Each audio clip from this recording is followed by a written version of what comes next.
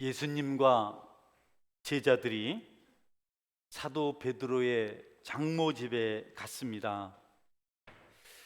그때 그녀는 베드로의 장모는 중한 열병에 걸려 있었고 우리 주님께서 그 여인을 불쌍히 여기셔서 손을 대시고 능력의 말씀을 선포하셨습니다. 그 순간 그녀의 병이 치료되었습니다. 단지 주님께서는 다른 약을 쓰지 않으시고 다른 어떤 치료 행위를 하지 않으시고 말씀만 하셨는데 순식간에 그 무서운 열병이 사라진 겁니다. 주님께서 이 일을 통해서 말씀이 병 고침의 능력의 본질인 것을 우리에게 알려주고 계십니다. 치료의 능력은, 회복의 능력은 말씀의 본질이다. 우리가 하나님 말씀의 은혜를 받고 말씀에 감동되면 그때나 지금이나 치료의 역사가 일어난다는 사실을 말씀을 통해서 가르쳐주고 있습니다.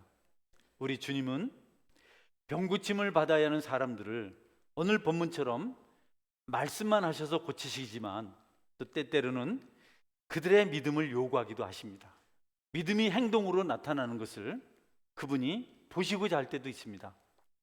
한 앞을 보지 못하는 맹인이 보기를 원했을 때 예수님께서 진흙을 가지고 또 침을 뱉어서 주님의 그 채취를 거기에 함께 포함해서 그 앞을 보지 못하는 사람 눈에 바르시고 내 눈을 실로암 못에 가서 씻으라. 제가 누차 말씀드리는데요, 실로암 못은 지하에 있습니다. 계단을 이렇게 돌계단을 밟고 내려가요. 그 참 귀한 그 이스라엘 땅에 그 귀한 샘물이 솟아나요. 아주 맑은 물입니다. 작은 웅덩이인데 이스라엘 백성들에게는 그게 연못 같아요. 여러분, 앞을 보지 못하는 맹인이 흙을 덕지덕지 붙이고 그 지하 연못가로 가는 일이 어렵습니다. 그런데 그가 순종해서 말씀대로 거기 가서 눈을 씻으니까 눈을 보게 되었습니다. 주님은 우리가 믿음으로 행하는 것을 보고 싶어 하십니다. 또 베데스다 연못가에 많은 환자들이 모여 있었습니다. 거기 38년 된 움직이지 못하는, 꼼짝 못하는 중환자가 거기 있었습니다. 고통 속에서 살았습니다. 너무 힘이 들었습니다. 그는 결심했습니다. 내가 집에서 이렇게 죽거나 혹은 그 베데스다 못가에 가서 기다리다 죽거나 죽는 것 똑같은데 기왕이면 혹시라도 모르니까 치료받을 수 있는 곳으로 가자. 베데스다 연못은 한 번씩 천사가 내려와서 물을 막 흔들어요. 천사가 뛰어드니까 막 진동이 일어난 것 같아요. 누구든지 가장 먼저, 가장 첫 번째 거기 뛰어들면 모든 병이 다 고침받아요. 저도 가끔씩 베데스다 못에 들어가고 싶습니다. 아플 때가 허리도 아프고 무릎도 아프고 한 번만 들어가면 된다니까. 그런데 이분은 들어갈 소망이 없습니다. 소망이 없어요. 꼼짝 못하니까. 그래도 마음에는 소원이 있었어요. 고침받고 싶다. 한번 들어가 보면 좋겠다. 근데 그곳에 예수님이 찾아오셨어요. 찾아오셔서 내가 낫고자 하느냐 물었습니다. 그가 대답합니다. 네, 낫고 싶습니다. 그런데 나를 못에 넣어줄 사람이 없습니다. 물이 흔들릴 때 나보다 먼저 사람들이 다 뛰어들어서 나는 기회가 없습니다. 그런데 왜? 낫고 싶어서요. 건강해지고 싶어서요. 그 열망 가지고 거기 있었는데 주님께서 그것을 귀하게 보셨어요. 그래서 주님께서 말씀하세요. 내 자리를 들고 걸어가라. 아니, 혼자도 못 일어나는데 자리까지 들고 걸어가라. 그런데 이 사람이 순종했습니다. 왠지 주님 말씀을 들으면서 야, 내가 들고 가야 되겠다 이런 생각이 들었어요. 믿음이 생겼어요. 그래서 들고 가서 그가 걷게 된 줄 믿으시기 바랍니다. 여러분, 믿음은 행합니다. 순종하면 역사가 일어나는 거죠. 많은 사람이 믿는다고 하지만 움직이질 않아요. 그는 당당하게 그날 자기 자리를 들고 건강한 다리를 가지고 건강하게 집으로 돌아갈 수가 있었습니다. 주님은 우리에게 그런 믿음을 보고 싶어 하십니다. 여러분에게도 이런 순종하는 믿음이 있기를 축원합니다.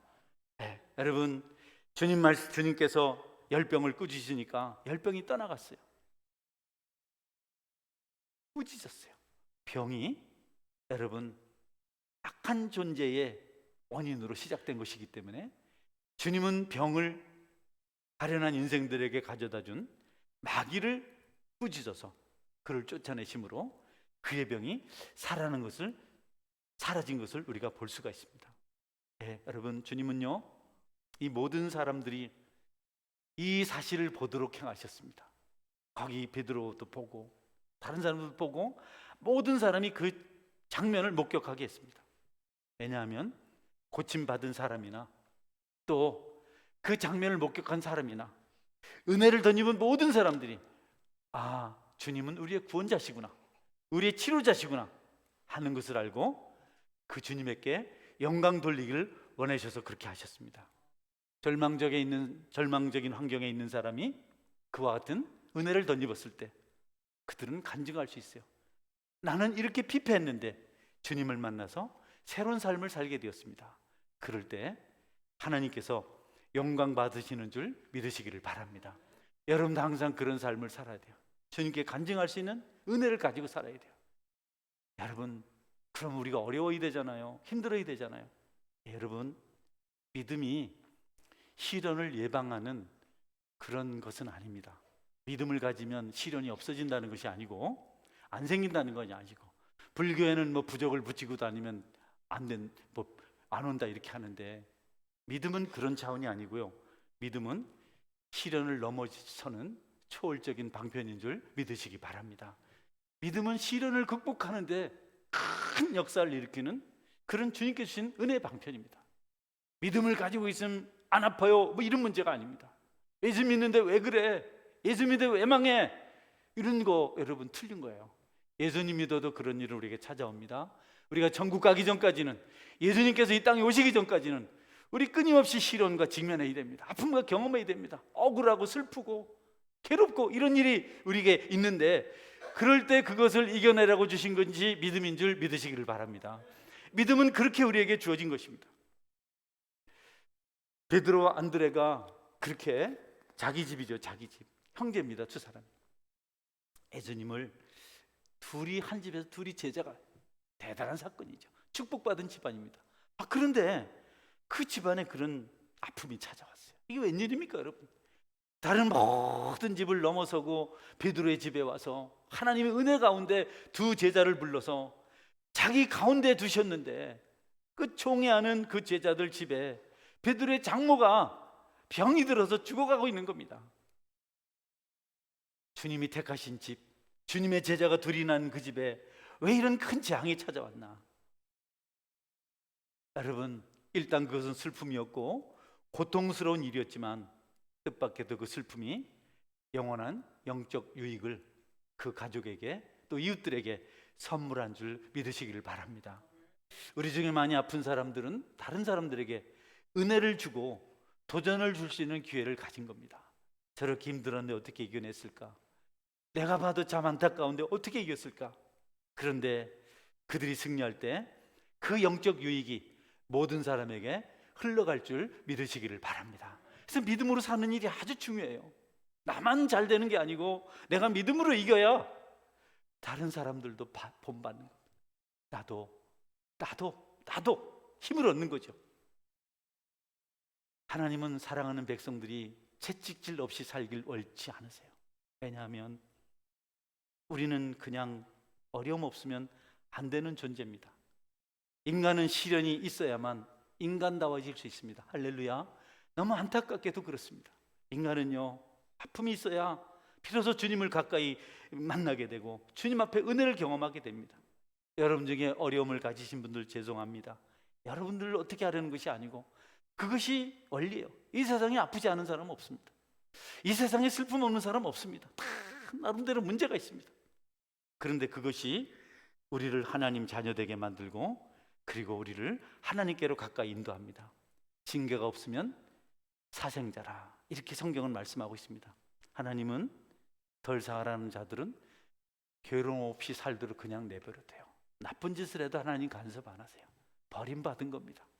조금만 잘못해도 부담이 오고 주변에 많은 악재들이 생길 때 여러분은 하나님이 나를 사랑하셔서 나를 깨닫게 하시려고 이런 고난을 주시는구나 이렇게 생각하고 속히 주님께로 돌아오면 그것은 여러분에게 큰 은혜와 유익이 될 것입니다. 할렐루야. 항상 그것이 우리에게 필요합니다. 네. 질병이 원수로 온 것이 아니에요. 베드로의 집에, 예수님의 총애하는 제자의 집에 질병이 원수로 찾아온 것이 아니라 친구로 찾아왔다.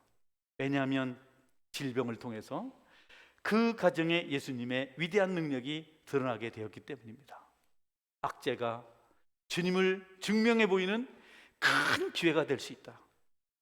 사업에 실패하신 분들, 가정 문제로 마음이 아픈 분들, 육체적으로 연약한 분들, 그것이 주님이 살아계신 것을 나타내는 한편의 능력이 된다는 사실을 알고 그 능력을 기대하며 믿음으로 살아가시기를 주의 이름으로 축원합니다. 하나님은 자기 백성들이 주님의 능력을 모르고 주님의 손길을 모른 채 살다가 그냥 천국 가는 것을 원치 않으세요. 예수님은 믿지만 종교인으로 그저 판에 박힌 오르는 기도처럼 일주일에 한 번 왔다 가는 교회, 그 정도로 신앙생활 하는 것을 원치 않으세요. 우리가 아프고 힘들 때 주님의 존재를 각별히 경험하게 되고 주님을 더 깊이 사랑하게 되고 주님 앞에 내가 누구인지를 발견하게 되는 것입니다. 주님 우리를 그렇게 되게 하시려고 주님도 힘드시지만 우리에게 기꺼이 어려움을 허락하신다. 여러분이 힘든 일 만날 때 원망, 불평, 낙심으로 세월을 보내지 말고 하나님의 능력과 일하심을 기대하고 하나님으로 단단히 붙드시는 믿음이 있어야 합니다. 여러분, 가장 힘들 때 가장 중요한 시련은, 누구도 해결할 수 없는 시련은 하늘에서 보낸 검은 말이다. 흑마, 백마가 있는가 하면 깃털이 멋있고 검지만 반짝이는 명마가 있어요. 그 하나님 보내신 시련이라는 검은색의 명마는 그 등에 축복을 가득 싣고 여러분에서 방문한 것입니다. 여러분, 거기에 고난이라는 그 말 등 뒤에 여러분이 받으실 그 축복인 줄 알고 낙심하거나 불평하거나 원망하지 말고 잘 감당하고 이겨내셔서 여러분이 마침내 그 축복을 값진 진주를 쟁취하는 은혜가 있기를 바랍니다. 이 세상에 시련 없이 살아갈 수 있는 사람은 아무도 없습니다. 날마다 행복하십시오, 기뻐하십시오라고 그렇게 웃기며 살던 어느 그 변사가 내게 어쩌면 빌차임 이렇게 치매가 온 것 같다 이렇게 했어요. 그래서 저렇게 행복해 보이고 저렇게 사람을 웃기고 인기가 많고 우리 교회 올라 있더니 우리 교회 수준에는 500만 원 내야 온다 하더라고요. 제 친구 교회는 교인이 한 3,000명 되니까 1,500만 원. 어이구, 돈이 얼마나 많아. 그런데 여러분, 그에게도 고민이 있고 시련이 있더라고요. 여러분, 시련은 우리를 사랑하시는 하나님의 축복의 선물인 줄 여러분이 믿고 잘 감당해내시기를 바랍니다. 그걸 못 이겨내고 넘어서면 그냥 거기서 끝입니다. 시련에 짓눌려서, 그 무거운 짐에 짓눌려서 다시 일어서지 못합니다. 그러나 주님을 붙들고 일어서면 여러분에게 시온의 대로가 열리고 넓은 천국의 평화를 반드시 보게 될 것입니다. 꼭 이겨내시기를 주의 이름으로 축원합니다. 그녀 베드로의 장모, 그녀의 열병은 예수님의 말씀으로 치료되었습니다. 그 순간 그 베드로 장모의 집, 베드로의 집, 베드로의 어머니의 집, 중동 지역은 다 함께 살거든요. 거기 예수님의 병원이 되었어요. 많은 사람들이 거기 몰려왔습니다. 예수님께서는 베드로의 집을 딱 병원, 중앙병원 본부로 삼으시고 수많은 병자들을 거기서 고쳐주셨습니다. 그 영광을 위해서 우리는 우리 집을 기꺼이 내드릴 수 있어야 되겠습니다. 여러분 집에 예배가 있거든 아멘으로 받으십시오. 할렐루야. 누군가가 여러분의 집을 개척교회로 시작합시다 할 때 하나님의 뜻인 줄 믿습니다. 내놓으시길 바랍니다. 할렐루야. 김서희 집사님 끄떡거렸지? 거긴 바로 7명이네? 가면 너무 쉽게 되겠다. 여러분, 주님께서 오실 때 그 집을 내드려야 돼요. 주님 집 하십시오. 어떻게 오시든지. 베드로의 집에는 사람들이 장사진 일고 모여왔습니다. 거기서 주님의 능력이 사람들을 치료하기 시작했어요. 오랜 세월이 지난 지금도 그 집은 기억되고 있습니다. 할렐루야. 많은 제자들의 집이 있는데요, 성지에 가면 베드로 장모의 집에 찾아갑니다. 넓어요. 한 20명이 살았. 가이드가 그렇게 말하더라고. 장모님도 살고 어머니도 살고 처가댁도 살고, 그래서 많은 사람이 다 그렇게 살았다 그래요. 병 고침 받은 곳, 고통받던 자가 살아난 곳, 2000년 전에 그 장소조차 지금까지도 많은 방문객들이 찾는 곳이 되었습니다. 여러분, 주님의 정치를 치료하셨던 그때의 광경을 조금이라도 보고 싶어서 사람들이 거기 갔습니다. 우리에게도 그런 기회가 오면 기쁨으로 모든 일을 감당하실 수 있기를 바랍니다. 어려워요? 안 돼요? 여러분, 축복이 없습니다. 고난이 주는 유익은 절대로 작지 않습니다. 저도 이렇게 적은 고난이라고 이렇게 경험했는데 그게 신앙생활에 도움이 돼요. 그때는 참 배고팠고, 그때는 추웠고, 그때는 못 배웠고, 뭐 나쁜 거 다 있었는데 지금은 추억이고 그것을 간증하게 됐어요. 여러분께서도 아픔이 있을 때 하나님을 의지하고 잘 이겨내셔서 어떤 이들에게 유익을 주는 영적 선생이 될 수 있기를 축원합니다. 주님은 베드로의 집을 병원으로 만들었고 치료받은 사람들은 그곳을 병원이라고 천국 궁전이라고 부르며 그곳을 찾기를 즐거워했습니다. 유명한 집이 되었습니다. 우리는 우리 속에 성전을 가지고 있는데 주님이 우리에게 방문하셨을 때 우리 속에 있는 모든 아픈 것들이 떠나가고 우리 영혼이 주를 찬양하게 될 줄 믿으시길 바랍니다. 마음의 아픔들, 고통들 잘 이겨내세요. 주님의 방문을 통해서 그것이 간증거리가 됩니다. 능력이 됩니다. 베드로는 늘 주님 앞에 많은 경험을 했습니다. 주님은 베드로를 물 위로 걷게 하셨거든요. 굉장한 기적이죠. 아무도 없습니다. 베드로밖에 없습니다. 홍해를 가르시고 요단강을 가르시고 이렇게 건너게 했지 물 위를 첨벙첨벙 걸어 베드로밖에 없습니다.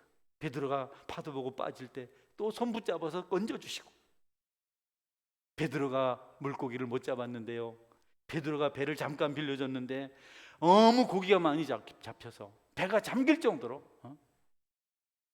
베드로가 그날 주님 앞에 무릎 꿇고 나를 떠나소서 나는 죄인으로서이다 큰 은혜를 받았어요. 베드로는 칼 가지고 검 가지고 어떤 종의 길을 잘랐어요. 말고라는 그 종의 길을 잘라버렸어요. 예수님께서 그 길을 붙여주시면서 칼 가지고 하면 안 된다. 베드로 그때 깨달았어요. 칼 휘두르면 안 되는구나. 칼 휘두르면 안 되는구나. 주님이 계셔야 되는구나. 베드로는 잘하는 줄 알고 휘둘렀는데 주님께서 고쳐주시면서 잘못됐다고 베드로를 고쳐주셨어요. 얼마나 많은 은혜를 받았는지 모릅니다. 과격한 행동, 무모한 것들, 잘못된 결과들을 주님께 덮어주시고 그렇게 새로 하십니다. 오늘 본문에도 바로 베드로를 통해서 놀라운 기적이 일어난 겁니다. 베드로를 통해서 장모님이 고침을 받고 많은 사람들이 고침을 받고 베드로를 통해서 큰 역사들이 일어났습니다. 여러분 주변에 믿는 사람이 있는 것을 감사하시기를 바랍니다. 여러분 주변에 믿는 사람이 한 사람이 있어도 여러분의 축복이 임할 줄 믿으시기를 바랍니다. 성도, 기독교인, 그리스도인을 만나기를 사모하십시오. 하나님께서 섭리하셔서 모든 것 주셨습니다. 다 주셨습니다. 이 옷도 하나님의 섭리 가운데 입게 된 줄 믿으시기 바랍니다. 오늘 아침에 여러분 식사한 것도 하나님 섭리 가운데 여러분에게 주어진 것을 믿기 바랍니다. 정말 없어서 못 먹는 때가 있었어요. 어른들은 알잖아요. 아침에도 고구마, 점심에도 고구마, 저녁 때는 생고구마. 아이고, 근데 요새는 고구마가 먹고 싶어 죽겠습니다. 아침에도 옥수수, 점심에도 옥수수, 여름엔 그렇고. 감자를 또 얼마나 감자밥.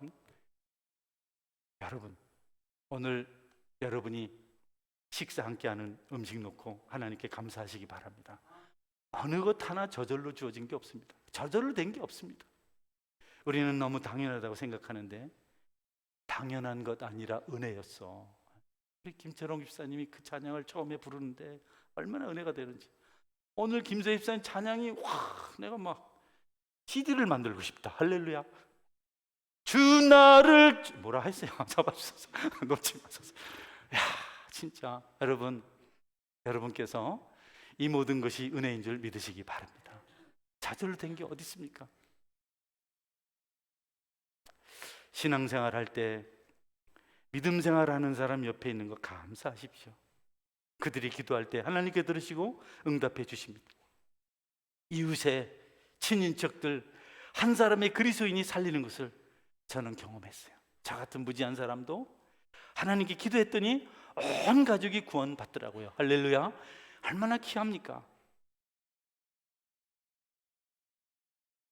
여러분이 남편과 아내와 자녀들과 또 이웃들과 형제들과 종들을 사랑함으로 여러분이 중보기도 하셔서 우리의 의사이신 예수님을 통해서 그들 모두가 치료받고 죄 용서받고 천국 가게 되는 기적을 만들어내는 주인공이 되기를 축원합니다. 네, 여러분 얼마나 귀한 일입니까? 얼마나 값진 일입니까? 이 놀라운 일이 안식일에 있었습니다. 여러분 안식일에 병 고치면 안 되거든요. 유대인들은 주님께서 그 잘못된 안식일 성수, 우리는 주일을 지키자 이렇게 하는데 그때 안식일을 지키자 했거든요. 아무것도 못하고 그걸 깨트리셨습니다. 힘이 되었어요.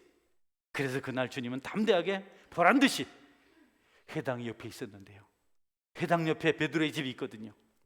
병을 고치셨어요. 그날이 안식일이었습니다. 불쌍한 환자는 회당에 갈 수 없습니다. 몸이 아파서도 못 가고 그런 모습으로는 회당에 못 갑니다. 냄새가 나고 불결해서 안 됩니다. 그냥 누워 있었습니다. 주님께서 찾아가셨습니다. 얼마나 감사한 일인지요. 그래서 가셔서 고쳐주셨습니다.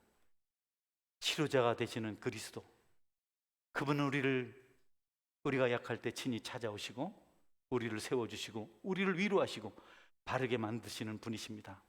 여러분이 약할 때 그분의 방문을 기대하고 기도하시기를 바랍니다.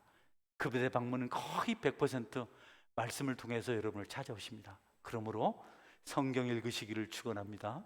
구약시대처럼 빈번하게 눈에 보이는 이적과 기사가 없는 것은 우리에게 말씀이 있기 때문에 그렇습니다. 성경이 있기 때문에, 예수님이 말씀이잖아요. 여러분은 중보하는 사람으로 살아야 됩니다. 여러분의 기도는 능력이 있습니다. 아무것도 아닌 것 같아도 어려움을 당하는 여러분의 자녀를 위해서 기도하십시오. 부모님을 위해서 기도하십시오. 형제를 위해서 기도하십시오. 아내를 위해서 기도하십시오. 불쌍히 여기며 남편을 위해서 기도하십시오. 하나님께서 들으시고 베드로의 장모를 고치신 것처럼 여러분의 가족들을 고치시고 위로할 줄 믿으시기를 바랍니다. 한 명이라도 그런 사람이 있으면 복 중에 복입니다. 그 지역에 교회 하나 있으면 그 지역은 복을 받은 것입니다. 2명이나 그 집에 있었으니 얼마나 복 받은 집입니까? 2사람이 하나가 되면 능력이 됩니다. 주님의 일을 해보니까요, 한 사람만이라도 할렐루야 함께 합시다, 옳습니다, 기도하면 됩니다 할 때 엄청 힘이 생깁니다. 한 사람만 있어도. 여러분에게도 한 사람의 동역자가 있기를 축원합니다. 한 사람만 괜찮습니다, 같이 갑시다 하면 성경에도 나와 있어요. 한 사람이 누우면 춥지만 둘이 누우면 따뜻하다. 나는 너무 뜨겁다고 교회로 가라 해서 전 혼자서 교회에서 잡니다. 여러분, 혼자 길을 가다 넘어지면 쓰러져서 끝이지만 2사람이 가면 쓰러진 사람이 이렇게 세워준다. 2사람이 있으면 무엇인가 할 수 있다. 강도 만나 죽어가는 사람을요, 선한 사마리아인이 살려냈습니다. 할렐루야. 그 한 사람이 살려냈습니다. 한 사람이 너무 소중합니다. 한 줄 하나는 끊어지기 쉽지만 3겹줄은 끊어지지 않는다. 베드로의 장모를 살려낸 베드로와 안드레, 그 집안의 축복의 근거였습니다. 여러분을 진심으로 사랑하는, 아끼는 사람 한 사람을 동역자로 얻기를 바랍니다. 그리고 여러분도 그와 같은 동역자가 될 수 있기를 주의 이름으로 축원합니다. 병든 사람, 꿈꾸지도 못할 일이 이 2사람 때문에 예수님께서 방문하셔서 고쳐주었어요. 2-3사람이 있는 곳에는 나도 그들 중에 있느니라. 2-3사람이 합심하여 기도할 때 내가 반드시 듣겠다. 여러분이 2-3사람에 속하시기를 주의 이름으로 축원합니다. 많은 회중들을 원할 필요 없습니다. 2-3사람만 있으면 됩니다. 2사람 되면 그것이 하나님의 응답인 줄 알고 여러분의 일을 감당해내시는 영성이 있기를 축원합니다. 할렐루야. 여러분, 우리는 어떤 일을 할 때 참 은혜를 많이 받았는데도 불구하고 우리가 그 일을 고백하기를 참 멍칫거려요. 예수님께서 분명히 보여주셨습니다. 그들에게 내가 이렇게 했다, 나는 살아있다, 나는 능력이 있다. 너희들이 그것을 알리길 원한다. 하나님께 행하신 일을 숨기지 말고 고백하는 일이 아주 중요합니다. 여러분께서 해야 될 일 중에 가장 중요한 것이 주님이 하시는 일을 자랑하는 겁니다. 전도자가 되시기를 바랍니다. 그걸 알리는 게 제일 중요합니다. 예수님 소개하는 게 제일 중요한 일입니다. 제일 좋은 일입니다. 병 고침 받고 죄 용서 받고 천국 가는 길 아닙니까? 다른 무엇이 필요합니까? 예수님 있으면 다 이루어지거든요. 예수님을 믿는 우리는 그것이 주님의 뜻인가를 먼저 살펴야 됩니다. 주님이 맞으면 따르시기를 바랍니다. 먼저 상황 판단부터 하지 마세요. 분위기부터 살피지 마세요. 사람 얼굴 보지 마세요.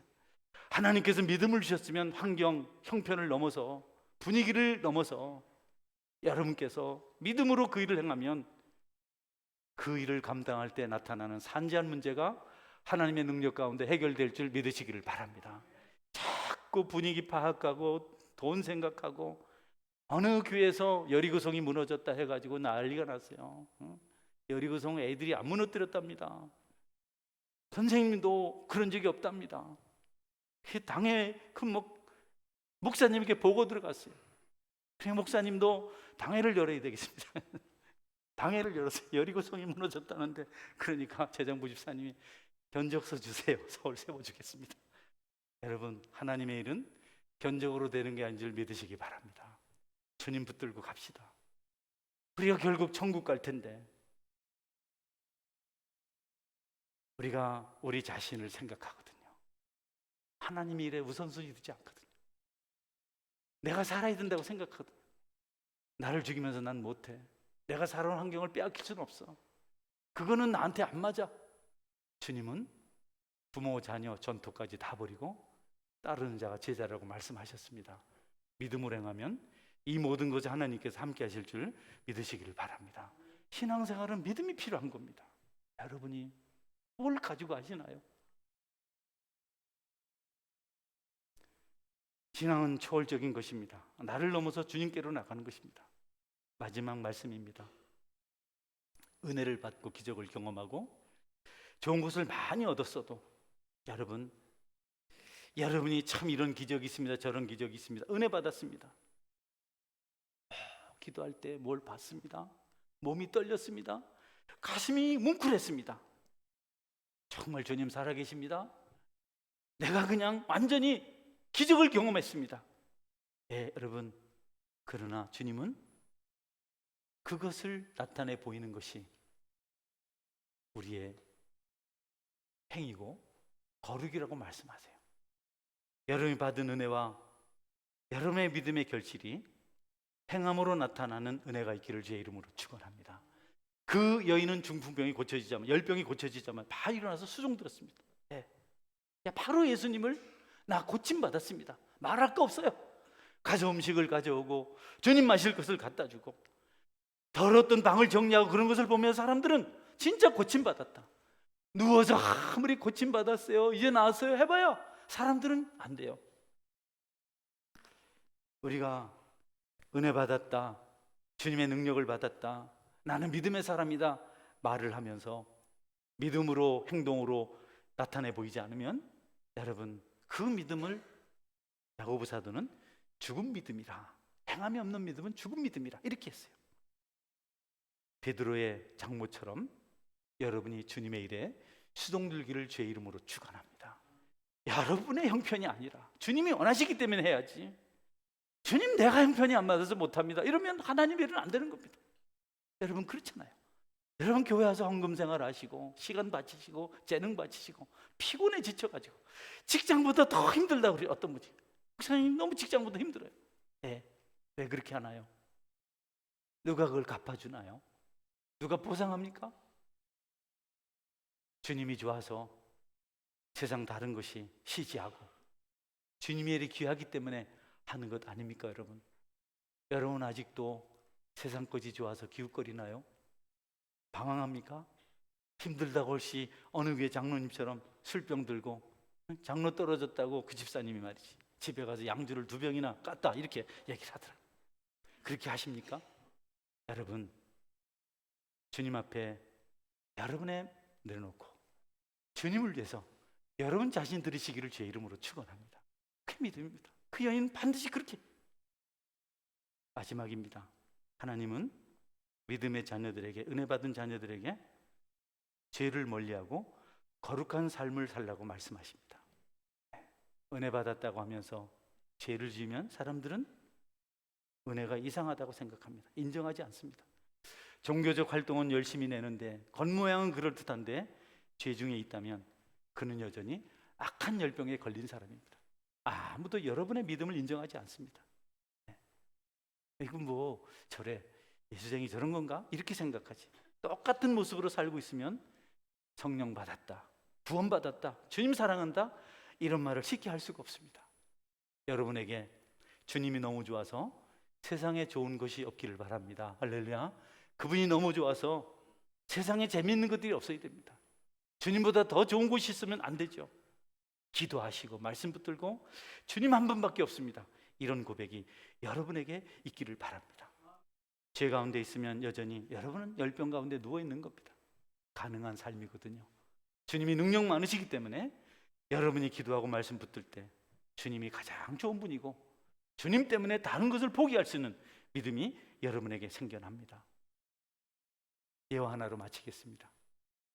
수일 전에 저희 집사람이 한 자매를 만났어요. 자매는 아주 어릴 때 아이를 낳아서 아이가 뭐 제법 초등학생이 됐을 것 같은데, 그런데 엄마가 아직 20대예요. 근데 너무 바빠서 아이를 못 돌봐요. 아빠는 어디 갔는지 없고. 그리고 또 그 남매인데 또 사촌인데 한 아이는 사촌이 아니고 삼촌이겠네. 삼촌은 뭐 이를테면 9살이고 조카는 8살이고. 그래.